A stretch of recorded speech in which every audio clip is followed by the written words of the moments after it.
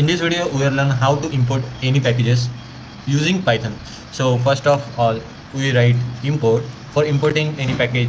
So this is PyJokes package. We are get any random jokes. So write joke is equal to same PyJokes package name dot get underscore joke bracket open and close. So print joke and we get a random joke like see this debugging removing the needles from the haystack. So this is engineering joke. If you understand,